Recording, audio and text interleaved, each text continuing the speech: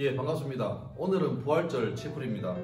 아쉽지만 오늘도 강당에서 전교생이 다 모여서 하는 현장 예배가 아니라 이렇게 사전 녹화된 영상으로 방송 송출합니다. 하루빨리 강당에서 전교생이 함께 행복한 체플을 들을 수 있는 날이 오기를 바랍니다. 그때까지 조금만 더 조심하고 건강관리 잘 하시기 바랍니다. 또 아울러서 현재 집에서 자가격리 중인 우리 선생님들과 제자들도 잘 회복될 수 있기를 바랍니다. 자, 이제 예배 시작하겠습니다. 예, 성경 말씀 함께 해보겠습니다. 성경 말씀은 누가복음 24장 5절 하반절에서 6절 상반절입니다. 제가 읽습니다.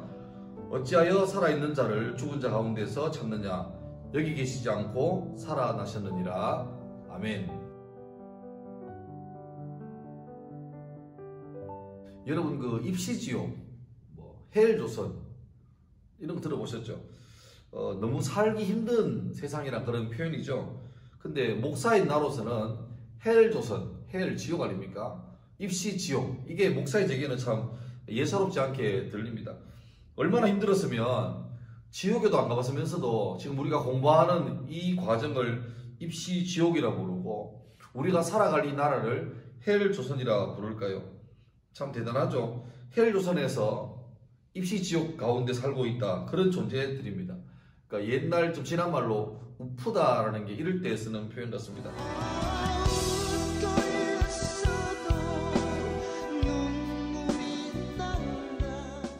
이라는 수업 때 언급했지만 최근 고등학생을 대상으로 한 설문조사가 좀 흥미로운 결과가 나왔습니다. 지금 너희들이 가장 많이 하는 고민이 뭐냐?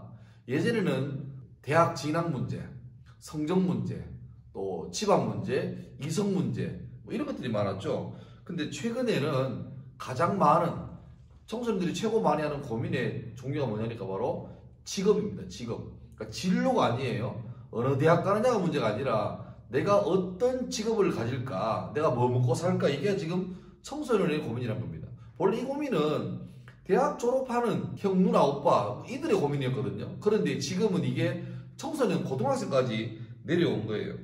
예전에 부모님들이 늘 하던 멘트는 뭡니까?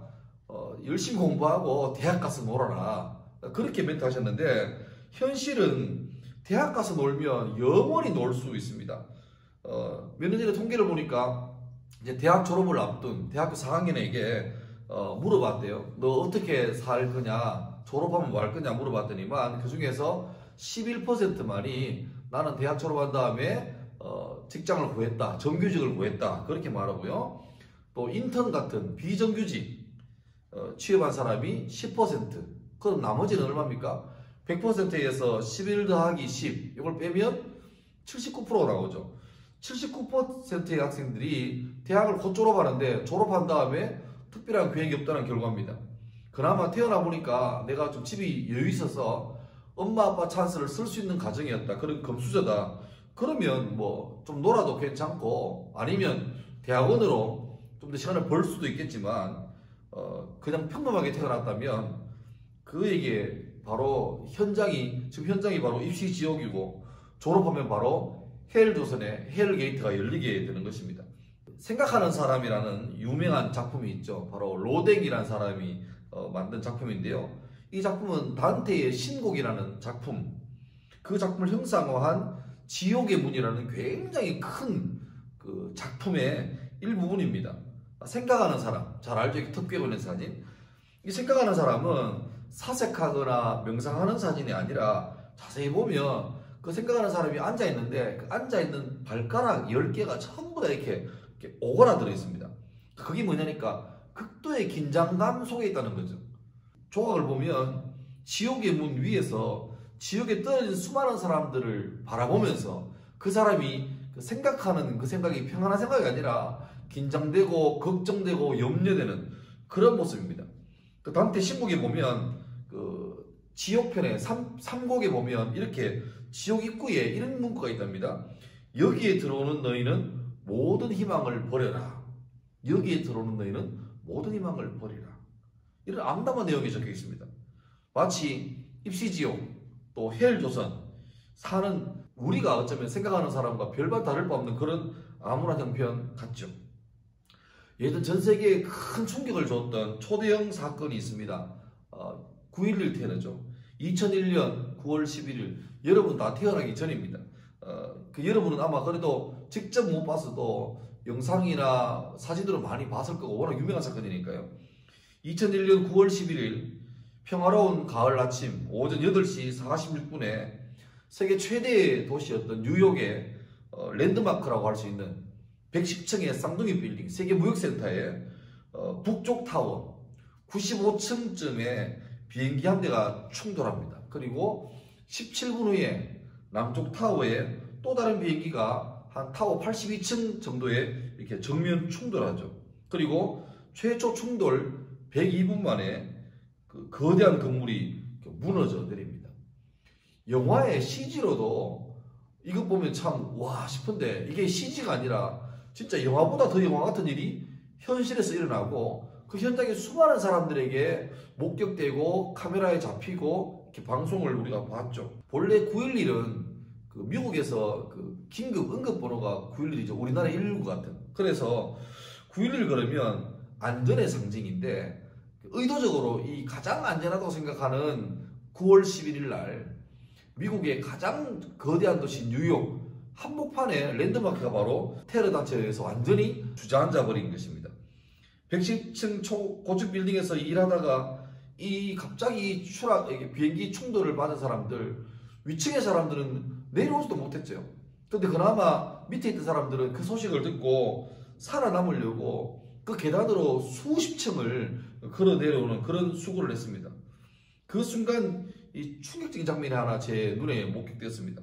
다들 본능적으로 그 건물을 겨우겨우 빠져나와서 이미 흙먼지를 다 덮어쓰고 엉망진창이 되고 어떤 사람은 흙먼지에 피가 묻어서 참 참담한 모습인데 그렇게 해서라도 살려고 흙먼지를 다 덮어쓰고 그 건물에서 먼 쪽으로 본능적으로 다 도망갔죠. 런 합니다. 언제 이 무너질지 모르니까. 그런데 그 순간 몇몇 사람들이 전부 다 빌딩에서 멀어지고 하는데 몇몇 사람만은 반대로 그 빌딩으로 달려가고 있는 사람들이 제 눈에 목격되었습니다. 바로 그 사람들은 여러분 예상하시겠지만 경찰관 그리고 소방관들이었습니다. 이 9.11 테러 사건으로 총 2,996명이 사망했는데 그 중에서 경찰관이 71명 그리고 소방관이 343명이 이 사고 때문에 순직했습니다. 오늘은 부활절 제풀입니다. 우리는 헬조선 또 입시지옥에 살고 있다고 아우성인데 이 말은 뭐겠습니까? 하루빨리 이 지긋지긋한 고통스러운 입시지옥에서 벗어나고 싶다. 또 내게 기회만 되고 여건만 되면 이 치열한 경쟁사회 같은 이 헬조선을 벗어나서 좀 평화롭고 자유롭고 마음 여유로운 곳에서 살고 싶다. 그런 마음의 외침이죠. 그래서 우리는 전부 다 할 수 있으면 마치 그 쌍둥이 빌딩을 피해서 멀리 도망가는 사람처럼 그렇게 먼 곳으로 달려나가고 있습니다. 그런데 정반대로 이 지옥 같은 이 고통스럽고 암울한 세상을 향해서 남들은 다 도망가는데 반대로 찾아오신 분이 있습니다. 바로 그분이 이 부활절의 주인공이신 예수 그리스도십니다. 하나님의 아들이신 예수님께서는 자기의 영광스러운 자리를 스스로 버리시고 이 땅에 내려오셔서 절망 속에 슬픔 속에 무지 속에 살 수밖에 없는 불쌍한 우리들을 위해서 아기 예수님을 이 땅에 오셨죠. 그것도 찬란한 왕궁이나 또 재벌의 대저택에 금수저로 태어나신 게 아니라 바로 가장 낮고 낮은 곳 말구유, 말밥그릇 한가운데로 태어나셨습니다. 사람들은 다들 본능적으로 자기보다 더 많이 가진 사람, 더 많이 배운 사람, 또 더 잘생긴 사람, 유명하고 실력 있는 사람들을 만나고 싶어하고 부끄러운 자기의 과거를 세탁하려고 하는 게 거의 본능이에요.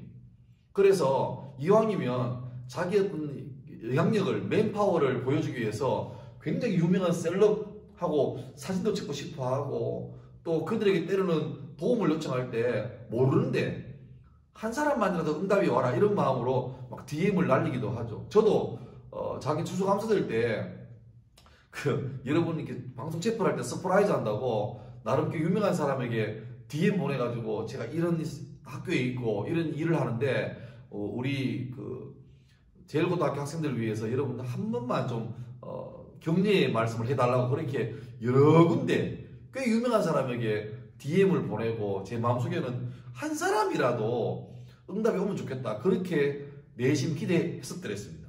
하지만 한 사람도 안 왔습니다. 하여튼 사람은 그게 본능이에요.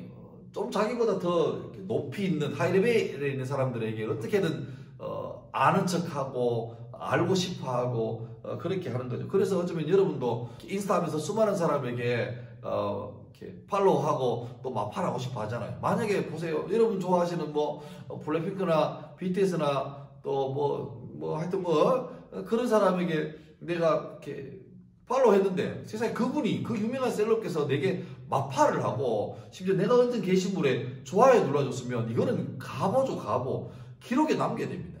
그게 사람 본능이에요. 그리고 반대로 우리는 좀 나하고 급이 안 맞는 사람, 저 사람 왜 저래? 이런 사람하고는 약간 손절하고 싶어 하는 게 우리의 거의 본능이거든요. 근데 오히려 예수님은 당시에 경멸받던 사람, 혐오의 대상이었던 세리와 장녀, 병든 사람들, 장애인들, 이들에게 찾아가셔서 스스로 친구가 되셨고 그들과 함께 먹고 마셨습니다.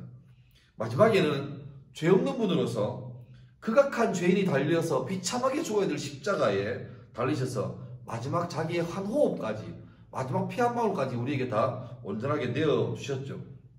하나님이신 예수님께서 무덤에 장사되셨습니다. 그러나 살아계실 때 이미 여러 번 예고하셨던 것처럼 죽음에 묶여있지 않고 장사한 지 사흘 만에 죽음을 이기시고 부활, 다시 살아나심으로 과연 그분께서 하나님의 아들, 이 땅에 오시기로 약속된 메시아임을 증명하셨습니다.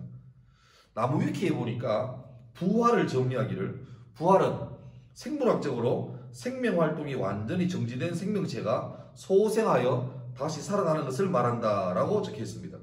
그러니까 여러분 그 구사일생이나 기사회생하고는 다른 말이죠.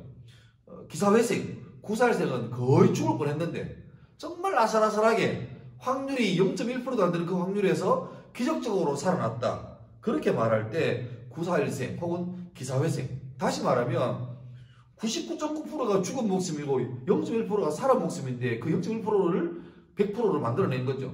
확률은 낮았지만 0.1%는 죽지 않았습니다. 살아있었습니다. 하지만 부활은 아니에요. 부활은 100% 완전히 사망해서 심장박동이 멎고 호흡이 멈춰지고 세포분열이 끝난 절망의 상태에서 완전히 끝났는데 100% 사망된 상태에서 다시 살아나는 것이죠. 부활은 완전한 사망을 전제로 하는 것이 부활입니다.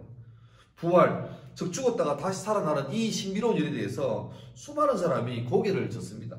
아니 내가 예수님이 훌륭한 사람인 줄 알겠는데 뭐 요즘 말로 인정 혹은 킹정한다. 오케이. 그런데 그분이 하신 말씀이 위대하고 그분이 약한 자를 위해서 베푸르신 사랑과 섬김도 대단하다. 인정한다. 그런데 생물학적으로 죽은 뒤 사흘째 다시 살아났다는 이 말은 참 믿기 어렵다. 이게 일반적인 반응입니다. 그래서 예수님의 부활에 대해서 여러 가지 많은 다른 해석들이 나와요. 일반적으로 뭐 기절설, 가사설, 환상설, 신화설 이런 게 있습니다. 기절은 뭐냐? 예수님이 십자가에 달리기 전에 너무 많이 구타당하고 고통이 너무 힘드니까 기절해버렸어요. 사람들이 죽은 줄 알고 예수님을 무덤에 장사했죠. 무덤 속이 바위 동굴로 시원하니까 예수님이 갑자기 기절해 있다가 하면서 깨어났다는 거예요. 가사설도 비슷합니다. 가사. 그러니까 죽진 않았는데 마치 남들 볼 때 죽은 것처럼 임사같이 거의 죽음에 이르는 것처럼 돼가지고 사람들이 착각해서 죽은 줄 알고 장사 지냈는데 깨어났다는 거죠. 근데 이 기절설이나 가사설은 말이 안 되는 게 예수님이 십자가에 달려서 돌아가시고 난 다음에 확인사살을 합니다. 군인이 옆구리에 창을 이렇게 찔러요. 그러니까 기절했거나 가사 상태라면 그 고통에 본능적으로 반응하게 돼 있잖아요. 근데 거기에 이렇게 창을 찔렀을 때 성경 보면 그 물과 피가 나왔다고 다 있습니다. 물과 피는 뭡니까? 본래 우리 여러분께 상처가 나면 여기서 물과 피가 안 나오죠. 삼다소가 나오면 일이 커지는 거잖아요. 우리는 이렇게 찔리거나 칼에 베이면 피가 나옵니다. 그 피는 물하고 적혈구, 백혈구, 혈소판이 다 섞여 있는 거잖아요. 그런데 예수님 옆구리를 창으로 찔렀는데 물과 피가 나왔다는 말은 뭐겠습니까? 이미 심장박동이 멈춰서 심장 펌핑이 멈춰서 뱃속에 뇌출혈, 뇌 말고 이 공간 속에 피가 고여 있는데 이게 이제 순환이 안 되니까 자연스럽게 중력에 의해서 밀도가 높은 것은 밑으로 가라앉고 혈소판이나 뭐 적혈구 같은 성분들을 가라앉고 위에는 물이 뜨겠죠. 그러니까 이게 찔리니까 점성이 낮은 물은 팍 터져 나오고 뒤에 찐득찐득한 핏덩어리가 흘러나오는 것. 이것만 봐도 벌써 예수님의 심장박동이 심박이 멈췄다는 것을 알 수 있습니다. 그러니까 기절했거나 거의 죽었다가 가사 상태라는 것은 말이 안 되는 겁니다. 또 어떤 사람은 환상이었다. 너무 예수님을 사랑하고 너무 좋아했는데 돌아가셨으니까 너무너무 그리운 나머지 막 눈에 헛것이 보였다는 거예요.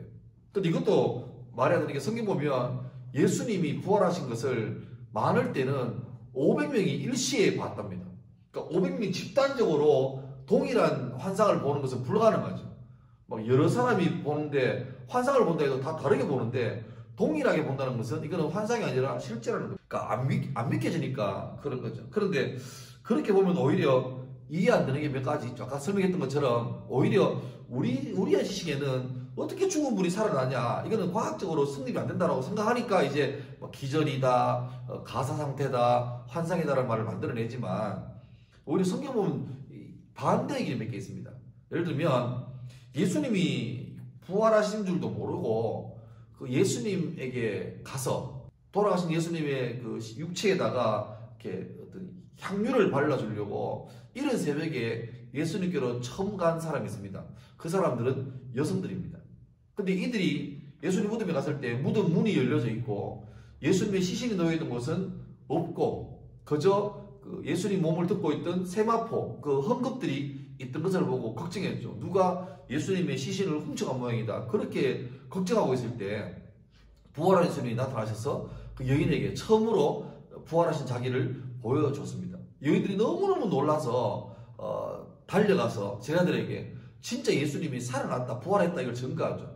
여러분, 그러니까 예수님의 부활의 첫 번째 증인은 바로 여성들입니다. 이 당시 로마 시대 때는 지금보다 훨씬 더 옛날이니까 여성의 인권이라는 개념이 참 약했죠. 그리고 놀랍게도 당시에는 법정에서 증인이 될 때, 증인이 증언할 때 여성의 증언은 증거로 채택이 안 될 시대입니다. 그러니까 만약에 예수님이 부활하였다는 것이 아닌데 가짜인데 성경에서 진짜인 걸로 속여서 기록하려면 첫 목격자가 여성이 되면 안 되는 거예요. 그런데 있던 그대로 적었으니까 여성이라고 적어놨습니다. 그리고 예수님의 12제자 평생도록 죽음을 따르겠다고 호언장담했지만 예수님이 십자가에 못 박히고 고난당하고 죽어갈 때 전부 다 자기 살려고 도망가고 심지어 예수님을 부인하고 저주하고까지 했던 그런 사람들입니다. 그런데 그렇게 해서 숨어있고 자기 인생이 제일 무서워서 덜덜 떨던 사람이 예수님 부활하신 것을 체험하고 목격하고 부활한 예수님과 함께 음식도 먹고 말씀도 나누면서 확인한 거죠. 그런 다음에 그들의 인생이 완전히 변했습니다. 그전에는 예수 믿는 것을 숨기고 부끄러워했는데 부활을 목격한 제자들은 전부 다 예수님 부활했다는 말을 전하다가 다 순교당합니다. 어떤 사람은 칼에 베어 죽기도 하고 어떤 사람은 가죽이 벗겨 죽기도 하고 어떤 사람은 창에 맞아 죽기도 하고 베드로 같은 사람은 십자가에 거꾸로 달려서 죽기까지 합니다. 여러분, 만약에 본래 무서워했던 사람이 찔했던 사람이 겁에 질린 사람이 갑자기 돌변해서 자기 목숨을 아까워하지 않고 거짓말이라면 그렇게 거기에 목숨 걸 필요가 없죠. 그것도 10명이 넘는 사람 전부 다. 그런데 자기가 부활하신 예수님을 목격했기 때문에 이제는 두렵지 않은 거예요. 그래서 거기에 목숨 걸 만큼 담대한 사람으로 완전히 바뀌는 그런 일도 있었습니다. 그리고 당시에 로마 제국의 공문서 중에 지금까지 내려놓은 것 중에도 몇몇 개를 보면 이 죽은 예수가 부활해서 많은 일이 일어났고 그것 때문에 예수 믿는 어떤 사람들이 너무너무 폭발적으로 증가한다. 이것이 이 예루살렘을 다스리는 이 총독의 큰 고민거리다. 그렇게 적혀있는 공문서가 지금도 전해져 내려오고 있습니다. 어떤 사람은 부활에 대해서 이것이 허구다, 신하다라고 말하지만 작년 2021년 1월달 통계로 전 세계 인구 78억 7,546만 5천 명, 약 79억 명 되는 사람 중에서 무려 32%가 넘는 인구의 3분의 1쯤 되는 25억 5천만 명이 예수님을 구주로 믿고 죽은 자 가운데서 부활하신 것을 믿고 있습니다. 그리고 엄밀하게 말하면 이 부활절은 성탄절보다 훨씬 더 의미 있고 큰 기독교의 가장 큰 명절이 되는 거죠. 저는 예수님 부활을 보면서 그 9.11 때 역중에서 달려가던 사람의 생명을 구하기 위해서 그 흙먼지 속으로 죽을지도 모르는 그 건물로 달려가는 소방관이나 경찰관 모습, 이것이 부활절 이 땅에 오신 예수님 모습과 이게 참 오버랩이 되는 거예요. 또 대구 지하철 3사 때 그 지옥 같은 그 중앙로역 지하에 잠깐 내려갔다가 앞도 안 보이고 너무 유독가스를 많이 마셔가지고 얼굴이 다 꺼멓게 거스른 그 소방관이 잠깐 올라와서 물 마시고 숨 쉬고 얼굴 닦아낸 다음에 다시 제대로 수습도 못한 채로 어떡합니까? 다시 그 지하에 있는 혹시나 사라질지 모르는 사람들을 구하려고 다시 달려들어가는 그 숭고한 모습, 그 감동적인 모습, 그거 보면서 자꾸 예수님 모습이 이렇게 생각이 납니다. 여러분, 사막을 바꾸려면 사막에서 멀리 도망갔을 게 아니라 사막 안으로 들어가서 말도 안 되는 소리 같지만 그 사막에 물을 주고 물을 주어야 사막이 옥토로 바뀐다는 말이 있잖아요.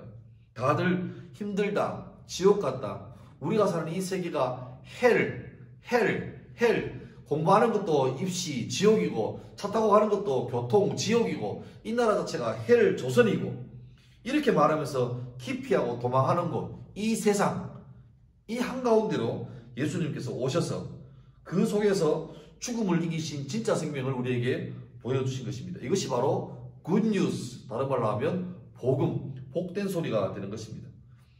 사실 우리가 살아가는 이 형편이 만만치 않죠. 이제 곧 있으면 중간고사 시작되는데 나름 노력하는데도 결과가 내가 원하는 만큼 나오지 않을 때가 많습니다. 사실 진짜로 노력한 만큼만 거두어들이도 이게 대단한 복이에요. 우리 많은 사람이 열심히 노력하지만 실제로 노력한 것만큼만 거두는 것도 잘 안 되는 경우가 얼마나 많은지 모릅니다. 또 아니면 이제 벌써 개학한 지 한 달 넘었잖아요. 근데 한 달 넘는 동안에 특히 1학년 중에는 새로 바뀐 학교 때문에 적응하기 힘들어서 좀 마음속에 어려워하는 친구가 있을지도 모르겠습니다.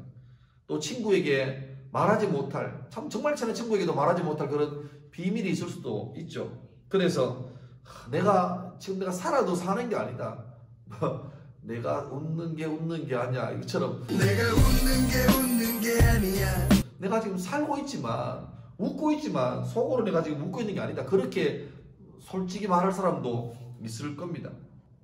예수님 마음이 어디 있을까요? 혹시나 학교에서 마음 외로운 사람이 있다면 그 사람이 어디로 가야 될까요? 그 사람이 마음 놓고 할 수 있는 곳이 학교 가운데 있을까요? 우리 학교는 참 안전한 환경인가, 그런 고민을 많이 해봤습니다. 누군가 참 마음이 외롭고 힘들 때 선생님들에게나 또 제게 와서 좀 편하게 말할 수 있는가, 저도 애쓰고 있지만 많이 저도 부족한 게 사실입니다. 사랑하는 제자 여러분, 그리고 우리 교직원 여러분, 우린 다 센 척하고 또 괜찮은 척하고 행복한 척해도 솔직히 말하면 한없이 약한 존재가 바로 우리들입니다. 사람이 어때요? 게놈지대를 완성하고 우주선을 태양계 밖으로 성단으로 날려보내는 이런 놀라운 하이테크 기술을 가지고 있지만 고작 pengen도 못 사는 그런 유한한 인생입니다. 그리고 전 세계가 지금 3년째 이 코로나 때문에 전 지구가 지금 몸살을 앓고 그렇게 허덕이고 있는 것이죠. 겨우 하나 백신 만들었다 하면 또 다른 변종이 와서 전 세계를 초토화시켜버리고 그런 현상에 살고 있잖아요. 그게 우리 현실입니다. 모든 희망도 꿈도 비전도 대단해 보이지만 어쩌면 살다가 내가 감당하지 못하는 어떤 인생의 한계 앞에서 또 비참하게 무릎 꿇고 마는 게 바로 우리입니다. 그러나 우리를 사랑하시는 예수님은 그런 우리를 위해서 그냥 보고만 있지 않으시고 이 땅에 성탄의 주님으로 오셨고 십자가의 죽음과 부활로 통해서 그 사랑과 능력을 우리에게 친히 증명하셨습니다. 어깨마다 무거운 짐을 지고 있는 우리들을 향해서 그냥 말로만 아이고 무거워서 어떡하나 좀 편하게 가거라 그렇게 말씀하지 않으시고 그 무거운 짐을 예수님 자기가 대신 지시고 함께 걸어가시는 거죠. 여러분 어깨에 감당하지 못할 무거운 짐을 지고 있는 사람 많잖아요. 근데 예수님은 그 짐을 여러분 혼자 지고 열심히 살아봐, 내가 지켜볼게, 그런 분이 아니라 그 짐을 자기에게 달라고 하신 분입니다. 혹시 참 삶의 무거운 짐을 지고 힘들어하는 사람이 있다면 예수님께 맡겨보시기 바라요. 그 어려움 중에 처한 사람들은 부활의 소망 가지고 새로운 희망을 얻길 바랍니다.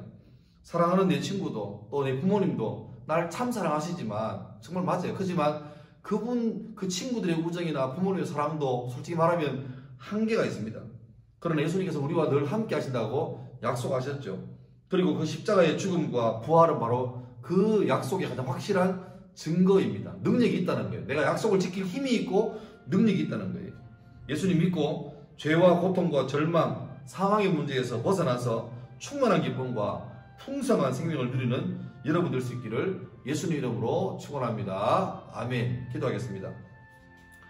부활의 소망 되시는 예수님 감사합니다. 오늘 제일고등학교에서 함께 채플로 부활절 예배를 드리게 하심을 감사합니다. 낮은 곳으로 친히 이곳에 오셔서 우리를 불쌍히 여기시고 긍휼히 여기셔서 십자가의 죽으심과 또 부활의 능력으로 우리에게 새로운 길을 열어주신 주님, 우리 살아가면서 원하지 않는 많은 고통에 직면하게 되고 또 우리가 원치 않는 많은 환경에 처하게 되지만 그때마다 낙심하지 말고 우리에게 오히려 희망을 주고 소망을 주는 예수님을 꼭 붙잡고 나갈 수 있는 모든 대구 제일고 교직원들과 학생들에게 은혜 내려 주옵소서. 오늘 이 예배가 이들 삶의 좋은 유등표가 되고 길잡이가 되고 또 안내가 될 수 있도록 도와주시고 아무쪼록 이 학교에 지내는 3년 동안에 주님의 은혜와 도우심을 체험하고 평생 갈 수 있는 믿음을 잘 출발할 수 있는 복된 시간 되게 도와주옵소서. 우리에게 필요한 것 많이 있습니다. 지혜도 필요하고 또 건강도 필요하고 또 앞날을 열어갈 많은 힘과 동기와 또 비전도 필요합니다. 주님 저희들에게 그 꿈을 주시고 달려갈 수 있는 힘을 주시고 또 함께 서로 도와가며 소중한 시절을 아름답게 잘 준비할 수 있도록 이 제일고 3년의 시간이 복되게 인도하여 주옵소서. 예수님 이름으로 기도드립니다. 아멘.